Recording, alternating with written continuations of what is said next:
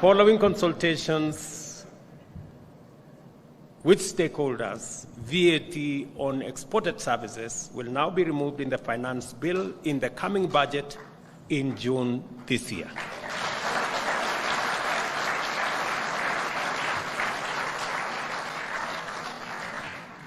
The issue of tax refunds has remained a thorn in the flesh for many companies, not local companies alone, even foreign companies and many corporates that work with us. The government of Kenya is making again a policy shift on this matter, and as a result, effective June this year, all verified tax refund claims will be payable within 6 months.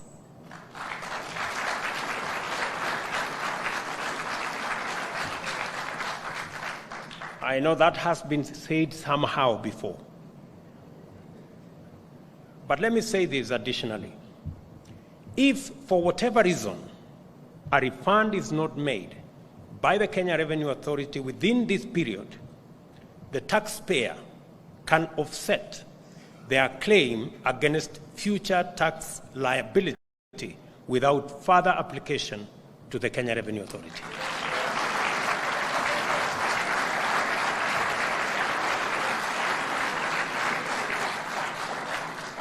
The statement I am making is that if it is okay for you to pay your tax in time, it must be okay for you to get your tax refund in time.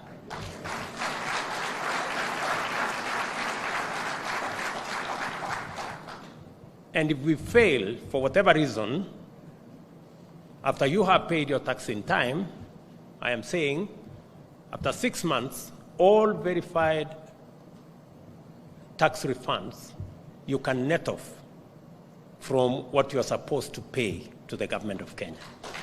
That way, we will eliminate any possibility of tax refunds outstanding for more than 6 months. And I think that is, we have taken that policy position because I have had this challenge of tax refunds ever since I became part of government. The government of Kenya is keen to make Kenya the top innovation hub on the continent and attract new ideas, often executed by startup companies. However, I have received complaints that we impose what we call employee benefit tax on allocated shares to employees of startup companies, even before any value is realized on these shares. I'm proud to announce that the government of Kenya will exempt startup companies from paying taxes.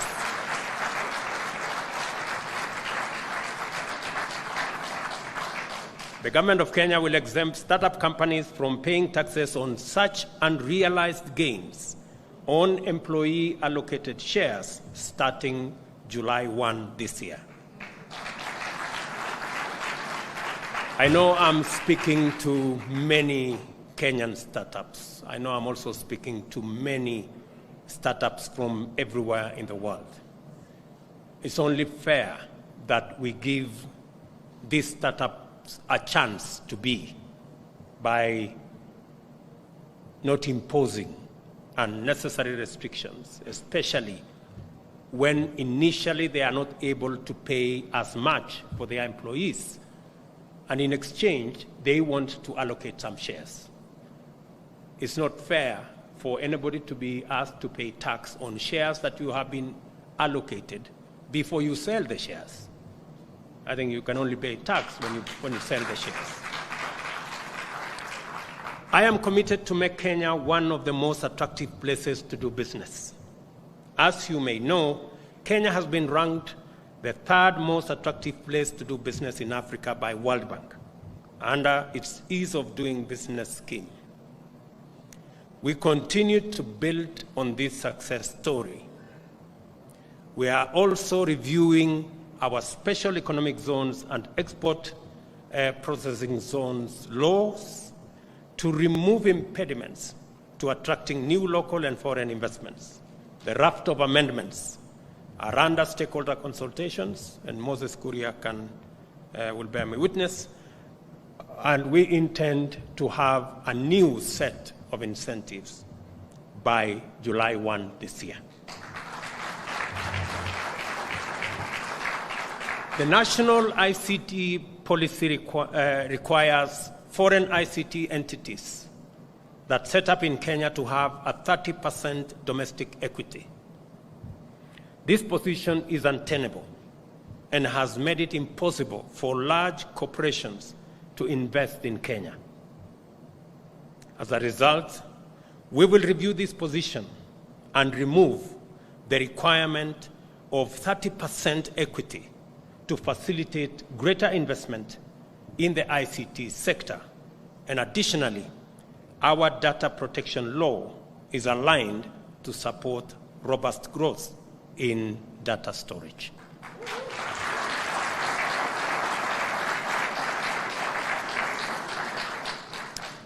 I am sure that AWS have something to report. In fact, I was persuaded by a good gentleman from Amazon Web Services that it was impossible for Amazon to cede 30% equity to any entity they didn't have a business relationship with.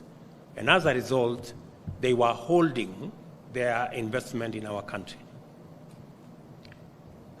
I hope Amazon, now that I have kept my part of the bargain,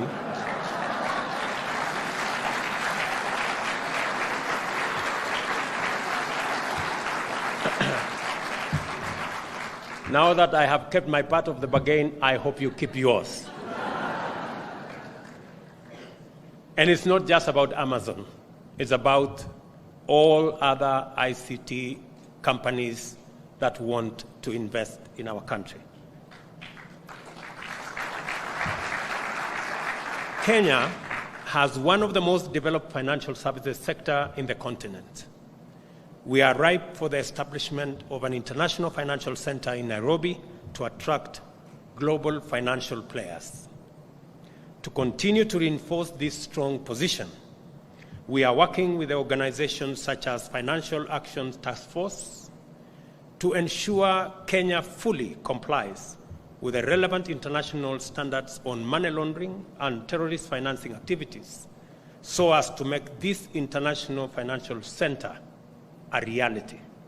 And Moses Kuria has marching orders on what he needs to do for us to make this reality.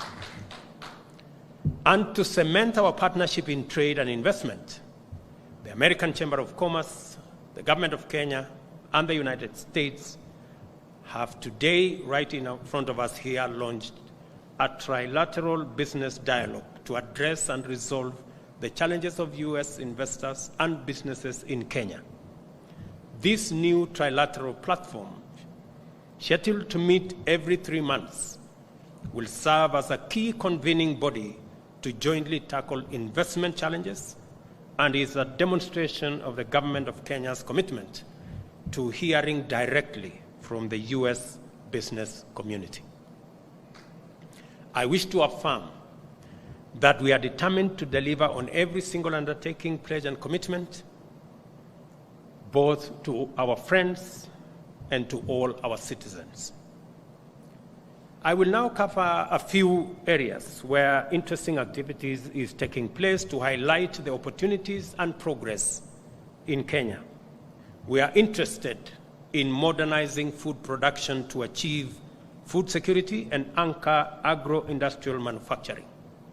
The lifting of the long-awaited ban on GMO crops is intended to bestow the benefits of safe technology to support agricultural abundance.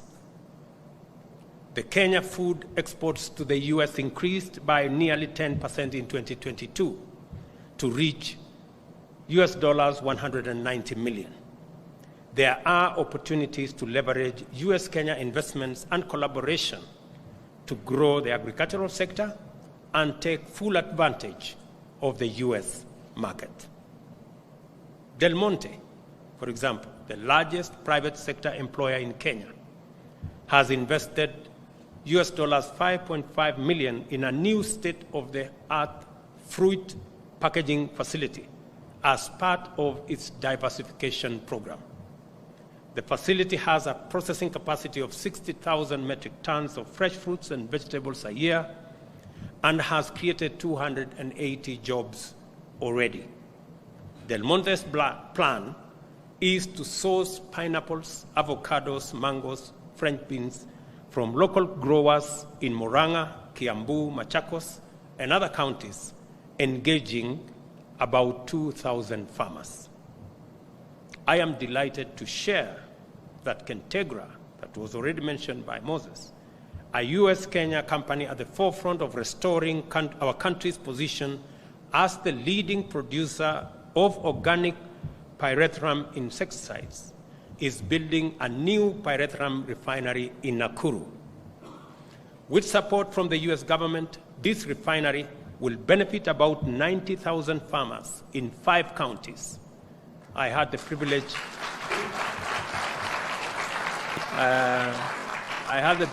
to connect Ambassador Meg with the 5 governors so that they can provide scale for this factory. And in fact, as the Nakuru Governor Susan Kihiga said in January when she announced the new investment, and I quote her, "I am a very big champion of pyrethrum, and I am convinced we can make it one of our main cash crops and best money maker again." This reminds us of where Kenya was a few years ago. The Kenya-US partnership is at the center of this industrial revival. Synergy, a US investment and innovative company founded by young Massachusetts Institute of Technology graduates that turns waste into fertilizer, fuel, and animal feed, will expand their farm and organic waste collection, more than doubling their production of affordable, locally produced agricultural inputs to the benefit of at least 10,000 farmers. The expansion of the factory will also create at least 300 new jobs. Leveraging US agriculture and green technology solutions can help Kenyan farmers adapt to drought and climate change. For example, the partnership with US solar irrigation company SunCulture will expand their pay-as-you-go model to make this technology accessible to more than 10,000 Kenyan farmers, with a potential for increasing their yields and incomes by up to 40%.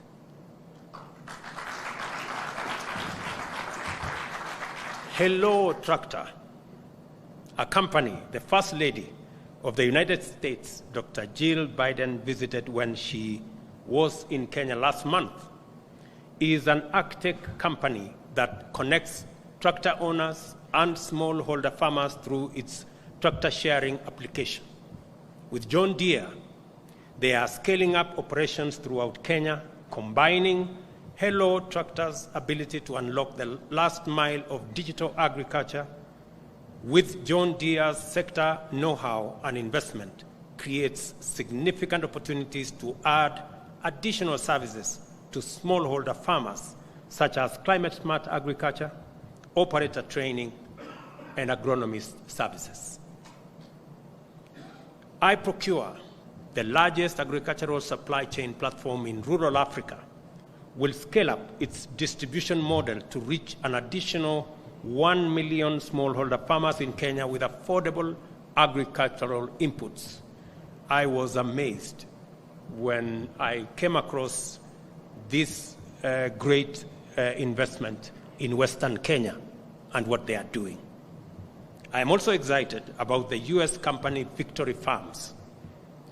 People may not know that Kenya is home to the fastest growing aquaculture company in sub-Saharan Africa. Victory Farms is producing high-quality tilapia, empowering communities, and also creating employment. New investments secured into Victory Farms will see them quadruple their production, creating thousands of jobs for women entrepreneurs while supplying affordable, safe, and high-quality fish protein to millions of Kenyan consumers.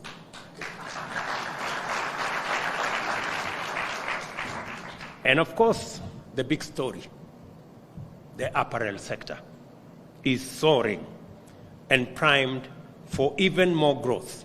Kenya's 2022 apparel exports to the United States hit an all-time high of US dollars 544 million, a 21% increase from 2021, and over 60% of our exports to the US last year. And by the way, the US is now Kenya's largest export market, importing $892 million worth of goods, US dollar worth of goods from Kenya last year. We also imported, we're not doing badly, we also imported US dollars 600 million of goods and services from the United States last year. This is balanced by all indications. And this is sustainable trade with lots of room for growth. Iconic US brands are sourcing in Kenya, including Calvin Klein, Levi, Lee, and Wrangler. Specifically Wrangler, because I have 2-3 shirts in my wardrobe. In recent years, new factories like MAS and Hella have entered the market, creating more than 12,000 jobs in the past 2 years. Since I came into office, new partnerships have been launched with a number of leading manufacturing companies, including the aforementioned MAS and Mega, Coastal Apparels, UAL, that will create an additional 20,000 jobs and increase exports by an additional US dollars 200 million in the next 2 years. And I must give credit, due credit, to Meg Whitman. If there was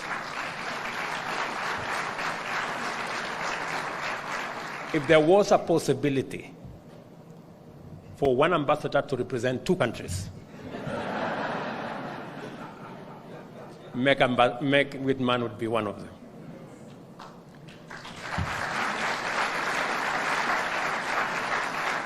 She has ably represented the US, and she has, in a very sterling way, represented Kenya.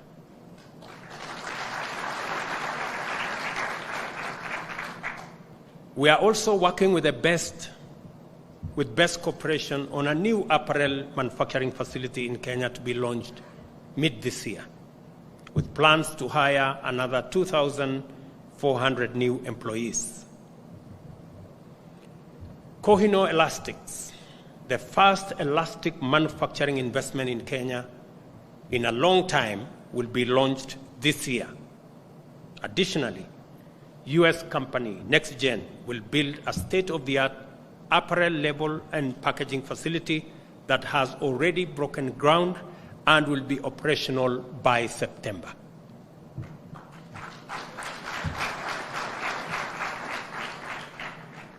Let me talk a bit about innovation.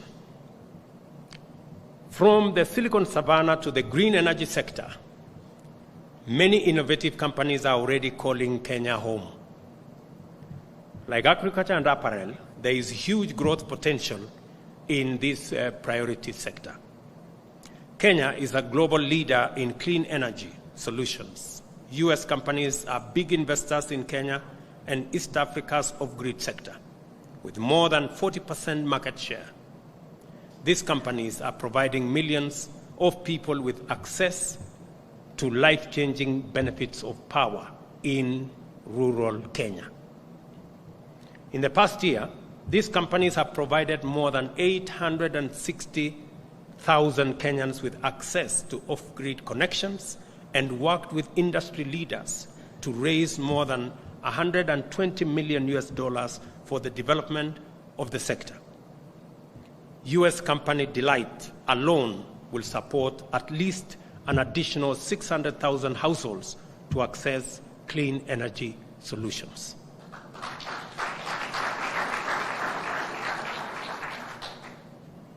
Milele Energy, a U.S. company, has just concluded a deal to acquire part of the Turkana wind power project, one of the largest in Africa and producer of over 20% of Kenya's electricity in 2022. This is together with plans for expansion. Sympion Power, another American company, is closing in on a deal